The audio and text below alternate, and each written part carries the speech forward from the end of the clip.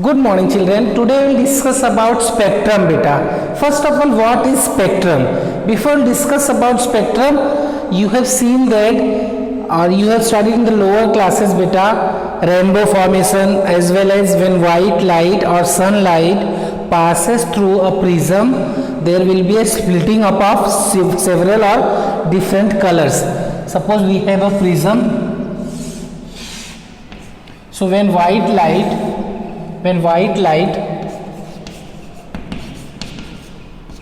or you can say that the sunlight actually it looks like white light, but it contains several or different series of colors. So when white light is passed through the prism beta,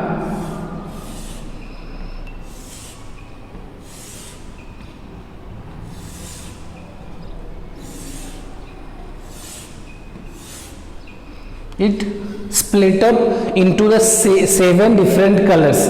Okay, so the splitting of light into series of colors or different colors are known as dispersion, and formation of series of color of band, ये जो colours के band form हो रहे हैं different colours के, इसको हम बोलते हैं बेटा स्पेक्ट्रम. इसको हम बोलते हैं spectrum. What is spectrum? Spectrum is the formation of different colours from one colour, और you can say that series of colour of band of light is known as spectrum. तो ये होता है बेटा हमारा spectrum. In the similar spectrum you have seen in the rainy season, जब rainbow formation होता है तो वहां पे कैसे होता है, सनलाइट, सन की जो रेज होती है बेटा वो वाटर ड्रॉपलेट्स, जो वाटर वेपर होते हैं उसके ऊपर पड़ती है, तो फिर वहां से क्या होता है, वहां पे भी रिफ्लेक्शन होने लगता है. रिफ्लेक्शन आपने 10th में पढ़ा है कि जब लाइट एक मीडियम से दूसरे मीडियम में जाती है तो वहां पे क्या होता है, उसके पाथ में डेविएशन होता है, पाथ में चेंज होता है. ओके, तो यहाँ पे जो 7 डिफरेंट कलर्स हैं उसको हम बेटा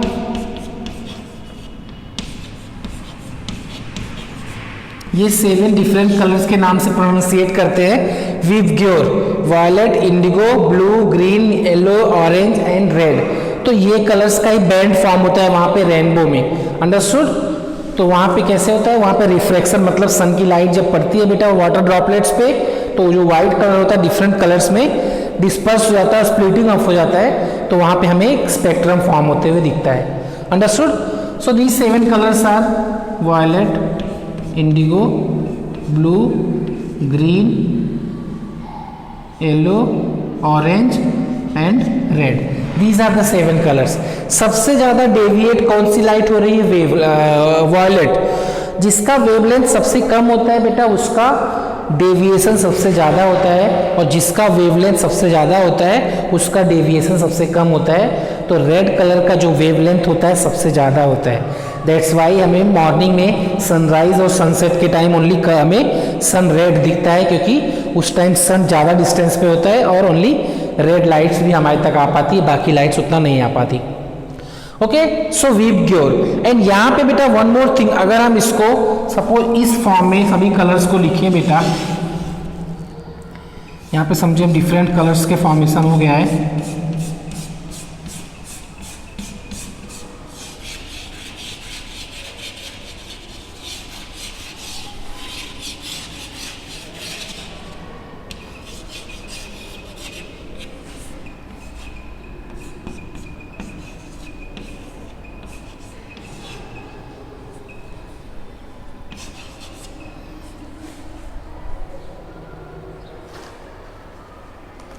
अगर इसको बेटा हम डिफरेंट कलर से दिखाएं, I don't have different colours, but जो कलर है सपोज ये ग्रीन,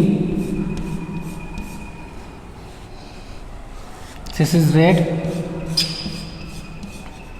इस तरह से अगर हम 7 कलर्स को बेटा इनके 7 डिफरेंट कलर्स से अगर हम कलरिंग करें तो आपको वहां पे कोई भी सेपरेट चीज नहीं दिखेगा कि सपोज यहाँ पे ग्रीन है तो यहाँ से फिर येलो चालू होगा. ऐसा नहीं होता है. वो जो कलर्स होते हैं बेटा वो एक दूसरे में मर्ज रहते हैं. मर्ज मीन्स व्हाट, सपोज वायलेट जहाँ पे खत्म होगा वो धीरे धीरे फेड होने लगता है.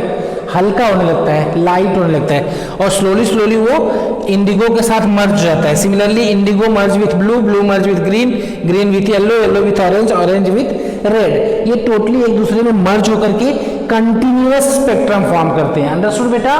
जिसको हम बोलते हैं कंटिन्यूअस स्पेक्ट्रम। सो कंटिन्यूअस स्पेक्ट्रम क्या है बेटा? when these seven colors, when these spectrums merge into one and each other, that is known as continuous spectrum। ये पहला वाला आपको सपोज यहाँ पे आपका बेटा वॉयलेट है, तो स्लोली स्लोली अगर यहाँ पे आपका इंडिगो चालू हो रहा है तो आपको यहाँ पे सेपरेट लेयर्स नहीं दिखेगा, ये सभी एक दूसरे में मर्ज हो जाते हैं। पहला फर्स्ट, सेकेंड में सेकेंड, थर्ड थर्ड, फोर्थ में फोर्थ, फिफ्थ में, ऐसे एक दूसरे में मर्ज होकर के कंटिन्यूअस लेयर फॉर्म करते हैं। That is known as continuous spectrum. But बेटा थोड़ा सा इसमें हम चेंज करते हैं। सपोज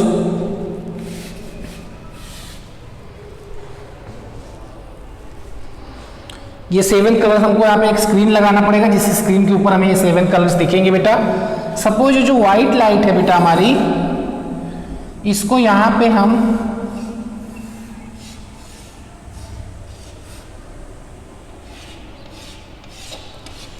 यहां पे कोई भी ट्रांसपेरेंट मीडियम और टेक अ गैस, यहां पे हमने एक गैस ले लिया और कोई भी ट्रांसपेरेंट मीडियम ले लिया। Now pass the light, now pass the light, then light will pass through the gas और transparent particle and then it will move through the prism. उसके बाद जब इसमें 7 डिफरेंट कलर्स आएंगे बेटा, तो that time what will happen, वहां पे बेटा हमें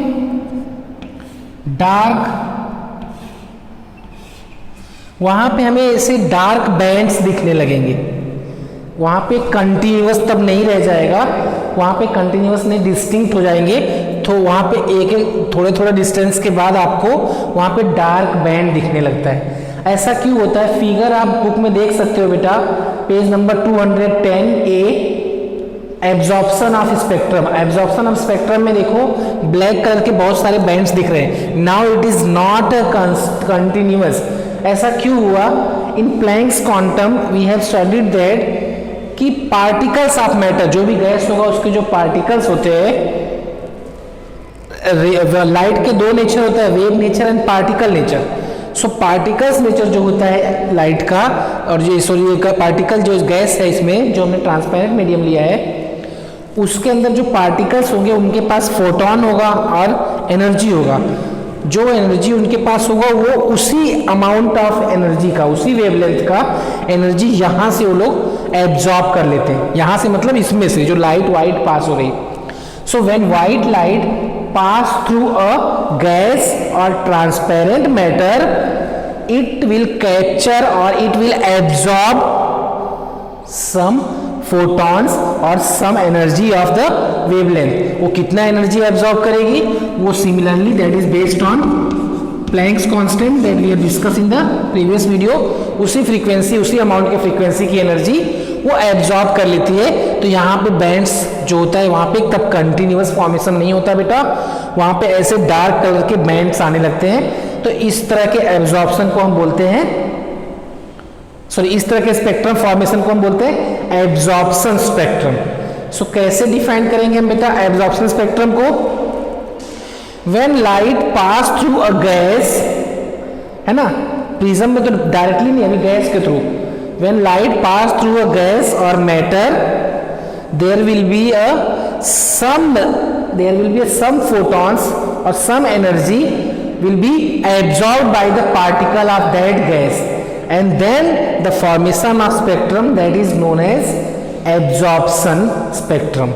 सिंपल एब्जॉर्प्शन स्पेक्ट्रम में सिंपल क्या होता है बेटा, कुछ एनर्जीज, इसमें जो वेवलेंथ, इसमें से जो लाइट आ रही है तो लाइट क्या है उसमें पार्टिकल्स होगा, तो कुछ उसमें से जो पार्टिकल्स है वहाँ पे पैकेट ऑफ एनर्जी उनके पास होती है जिसको हम बोलते हैं फोटॉन्स।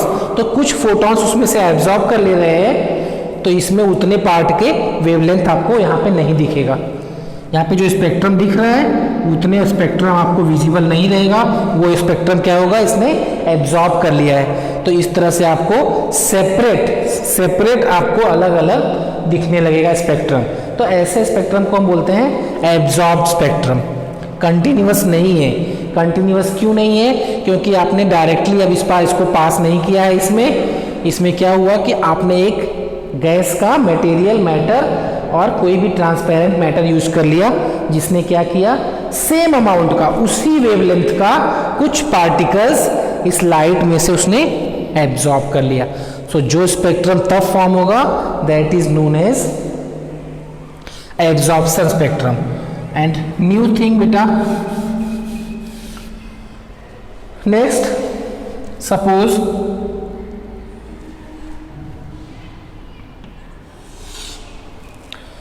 आपके पास कोई भी मैटर ले लो, कोई भी एटम या मॉलिक्यूल, उसको हीट करो। कोई भी मैटर या एटम और molecule, take any atom molecule या जो भी है, कोई भी सोर्स लिया हमने, उसको जब हम हीट करेंगे बेटा तो क्या होता है, वो एनर्जी एब्जॉर्ब करता है। तो जब वो एनर्जी एब्जॉर्ब करता है तो इस सिचुएशन को हम बोलते हैं एक्साइटेड। वो एक्साइटेड हो गया, उसके पास एनर्जी ज़्यादा हो गई तो वो ज़्यादा एक्साइटेड हो गया। तो जब एक्साइटेड हो गया तो क्या होगा, थोड़ा जंपिंग करने लगेगा, मतलब एनर्जी उसके पास अब तक नहीं थी तो वो स्टेबल स्टेट में था। जब उसके पास एनर्जी आ जाएगी तो क्या होगा, अनस्टेबल स्टेट में आ जाएगा। तो जब हम बोर का मॉडल पढ़ेंगे बेटा तो वहां पे हम देखेंगे, सपोज ये न्यूक्लियस है, that is the first energy state, second energy state. तो यहाँ पे जो इलेक्ट्रॉन्स इसके अराउंड मूव कर रहे हैं, उनको अगर हमने एनर्जी दे दिया तो क्या होगा, वो मूव करके दूसरे एनर्जी स्टेट में चले जाएंगे, क्योंकि उनके पास एनर्जी इस समय बहुत ज़्यादा है। बट एनर्जी तो ज़्यादा है लेकिन वो स्टेबल नहीं होगा। आप सपोज इसको जनरल लाइफ समझो, अचानक से हमने किसी को एनर्जी दे दिया तो वो एक्टिव मोड में आ जाएगा, बट वो स्टेबल नहीं होगा। जब उसकी एनर्जी लो हो जाएगी तब वो स्टेबल होगा। तो सिमिलरली यहाँ पे जब उसको एनर्जी मिलेगी तो वो दूसरे एनर्जी स्टेट में चला जाता है, ओके। लेकिन जब उसकी एनर्जी फिर से लो हो जाती है तो वो वापस अपने स्टेट में आ जाता है। तो जब वो एनर्जी उसकी लो हो जाएगी बेटा, वो वापस अपने स्टेट में आ जाएगा।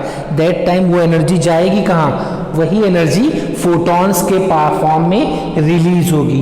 That energy will be emitted और released in the form of photons, or you can say that in the form of radiation। तो वही एनर्जी रेडिएशन के फॉर्म में बेटा रिलीज होगी। Understood? when any molecule, atoms or particle absorb heat energy, then it will so उसकी form में आ जाएगा, वो एक्साइटेड के फॉर्म में आ जाएगा। अंडरस्टूड बेटा? Then it will move to the another state, another energy level, okay, with high energy but unstable form. So when again it will back to their original state, it will radiate some energy, that is known as radiation। तो जो energy radiate करेगा उस time जो spectrum form होगा बेटा, उसको हम बोलते हैं एमिशन स्पेक्ट्रम, ओके। उसमें क्या होगा, आपको एक कंटिन्यूअस कलर्स नहीं दिखेंगे बेटा।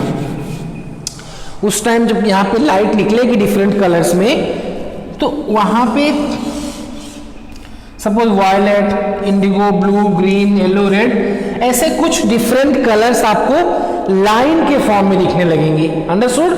जिसको हम एटॉमिक स्पेक्ट्रम और लाइन एमिशन स्पेक्ट्रम भी बोलते हैं, जिसको हम लाइन एमिशन स्पेक्ट्रम। यहाँ पे कंटिन्यूअस आपको स्पेक्ट्रम नहीं दिखेगा जैसे रेनबो फॉर्मेशन में दिखता है बेटा। यहाँ पे क्या होगा, लाइन के फॉर्म में स्पेक्ट्रम हो जाएगा।